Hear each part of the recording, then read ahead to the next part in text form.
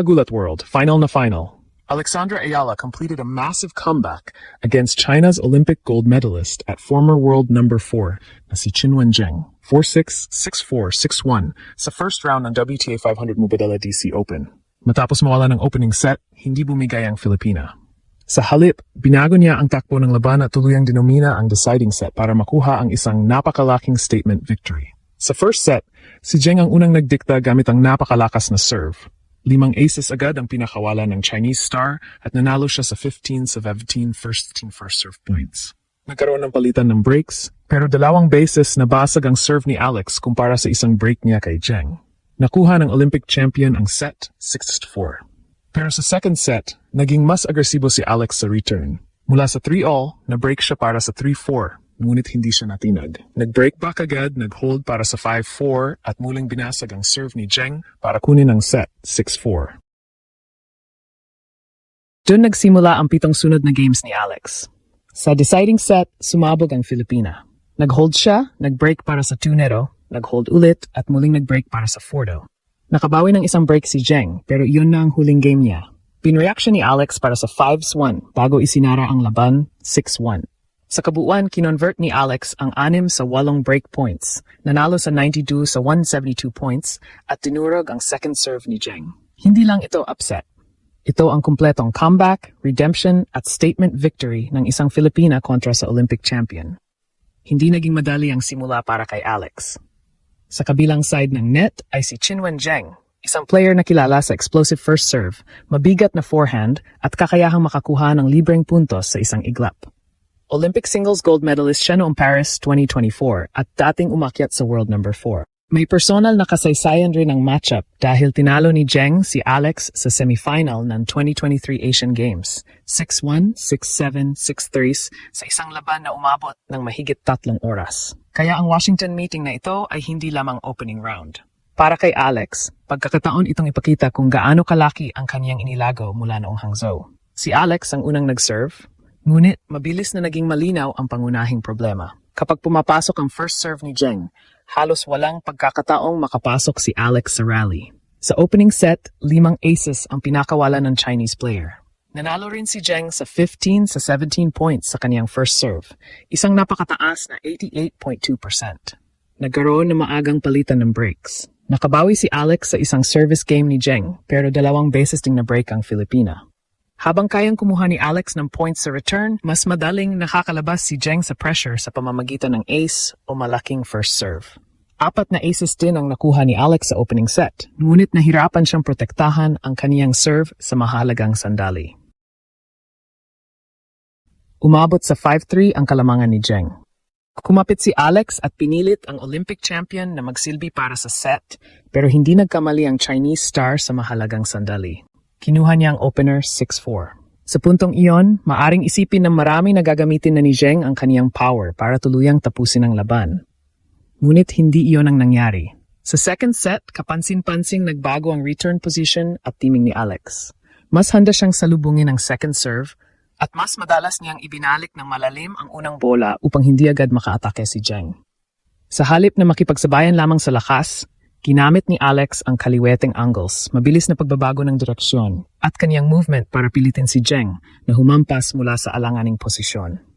Parehong nag-hold ang dalawa sa unang 6 na games at naging 3-all. Sa 7th game, nakakuha si Zheng ng break at umabante sa 4-3. Ito ang sandaling maaring tuluyang mawala ang set kay Alex. Ngunit ang sagot ng Filipina ang naging turning point ng buong laban. Sa halip na malugmok, agad niyang inatake ang susunod na service game ni Zheng at pinawi ang break para sa 4-all. Pagkatapos, naglaro si Alex ng matatag na service game para umabante sa 5-4. Biglang si Zheng na ngayon ang nagsisilbi upang manatili sa set. Dito naging clinical ang Filipina. Hindi siya naghintay lamang ng error. Pinressure niya ang second serve at kinontrol ang rallies hanggang makuha ang panibagong break. Second set kay Alex, 6-4. Ang real-time sports updates ay sumubaybay sa pagangat ni Alex mula 3-2 patungo sa kaniyang 5-4 advantage bago niya tuluyang kinuha ang set.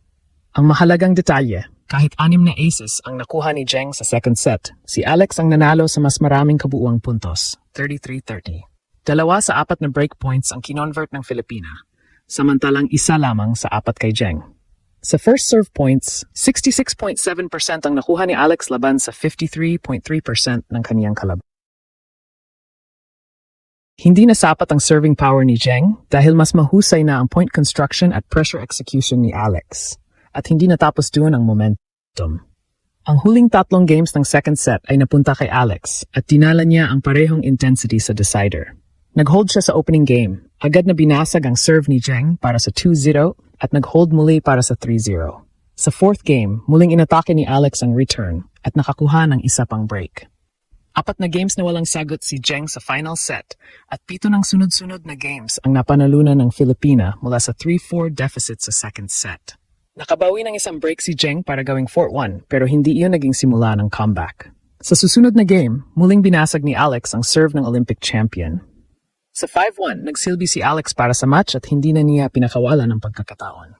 Game, set and match. Alex, 4-6, 6-4, 6-1. Matapos ang humigit kumulang 2 oras at 26 mula sa pagkatalo sa first set hanggang sa 7 sunod na games at 6-1 na final set demolition, kumpleto ang transformation ni Alex. Hindi niya tinalo si Zheng sa pamamagitan ng mas maraming aces. Tinalo niya ito sa adjustment, anticipation, return pressure, at tapang sa pinakamahalagang puntos. Ngayon, tingnan natin ang mga numerong nagpapatunay kung bakit hindi samba ang panalo ni Alex. Sa official WTA match stat feed, lamang ang Pilipinas sa total points, 92-80. Ibig sabihin, nakuha niya ang 53.5% ng lahat ng puntos sa laban. Mas mahalaga, 6 sa 8 break points ang kanyang kinonvert, 75% efficiency, habang 4 lamang sa 11 break opportunities ang nakuha ni Zheng. Napakalaki ng impact ng return game ni Alex. Sa first serve ni Zheng, nakakuha ang Filipina ng 15 return points.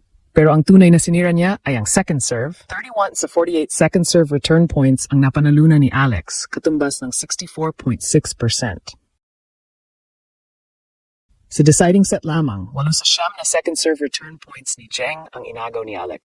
Iyan ang dahilan kung bakit 3 beses na break ang Olympic champion sa 3 service games niya sa final set.